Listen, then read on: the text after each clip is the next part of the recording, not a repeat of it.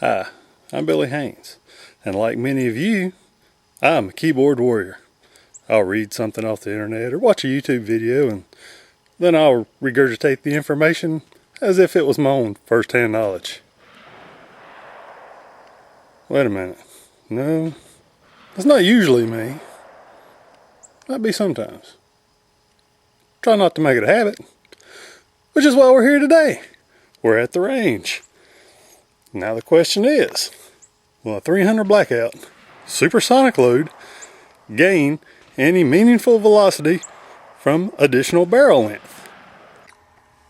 I will be using a Green Mountain Rifle Barrel Company GM-B6 1 1/8 twist chrome line barrel. It is unported. I already have it scored at 16 1/4 inches,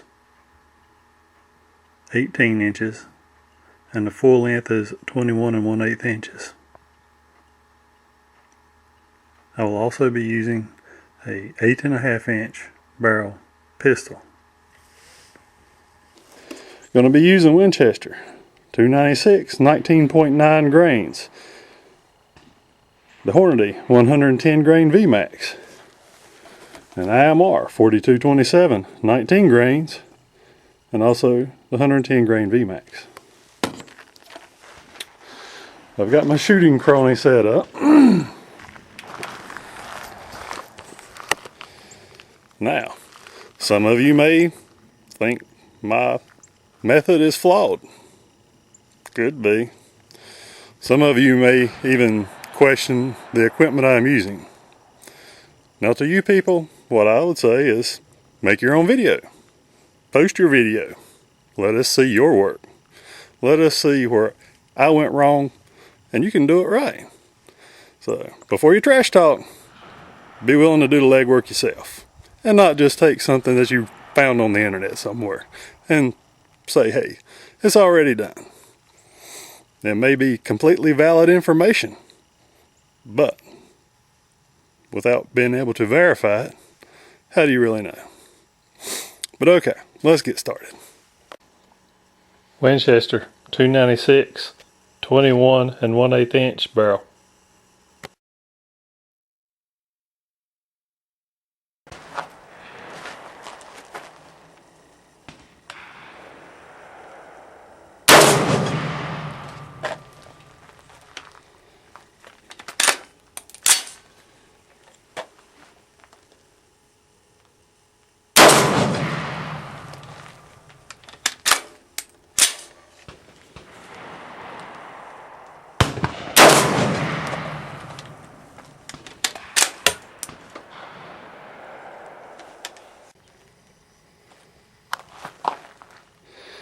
Winchester 296 18 inch barrel.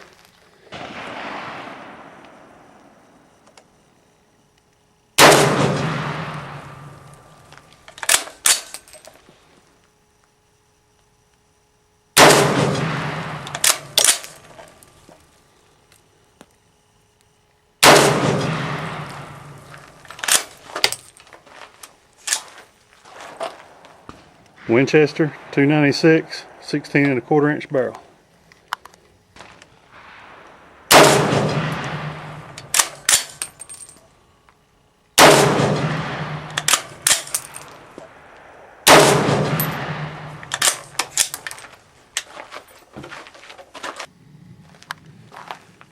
Eight and a half inch pistol, Winchester 296.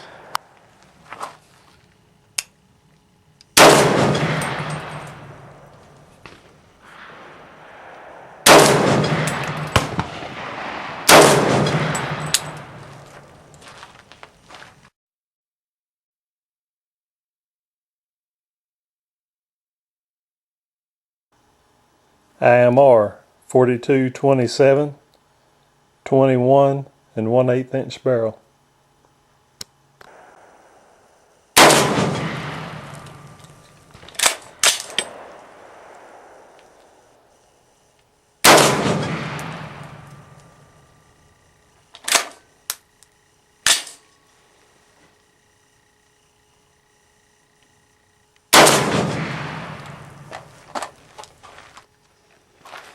So Now I have IMR4227 18-inch barrel.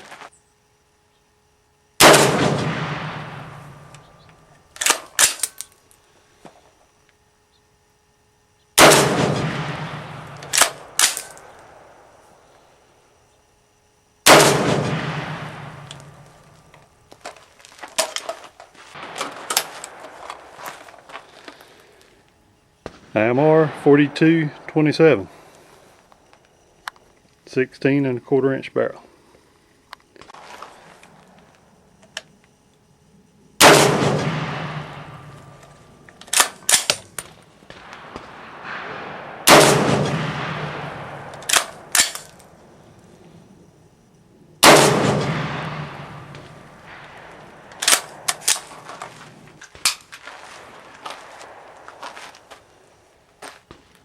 IMR4227 8½ inch pistol.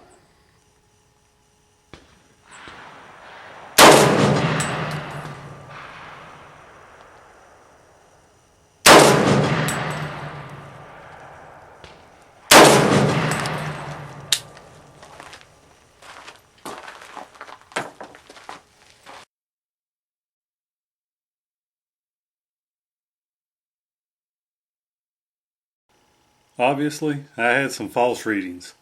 I disregarded those readings for my average feet per second. It was not the best environmental conditions on this day at the range, but I wanted to get this experiment over with so I could finish machining the barrel and Cerakote it. To the question of barrel length and meaningful gain, I believe meaningful gain is a term that is completely subjective. Considering the long-range target shooter, with Winchester 296, the 21-inch barrel has 27-inch less drop at 500 yards and 8-inch less wind deflection at that range in a 10 mile per hour wind compared to the 8.5-inch barrel. With IMR 4227, the velocity increase significantly drops off after 16 inches, but there is enough of a difference in drop and deflection at 500 yards between the two barrel lengths that a 16-inch barrel could be the better choice.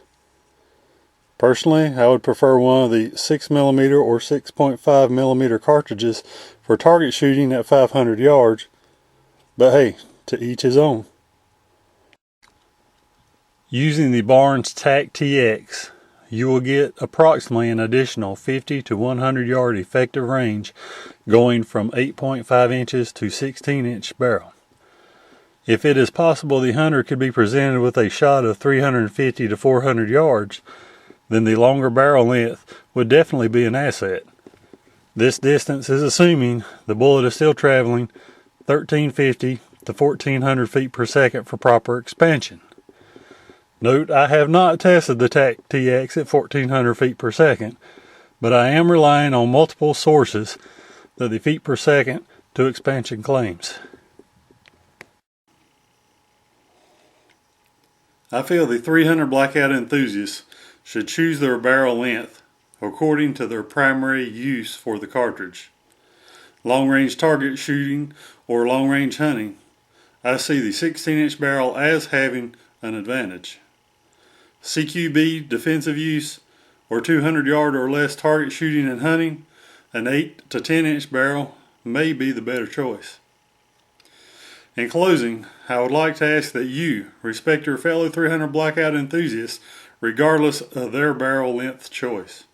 Just because they choose something other than what you deem as ideal doesn't mean it is not the better choice for them, their lifestyle, or their intended use. Thank you for your time, and God bless America.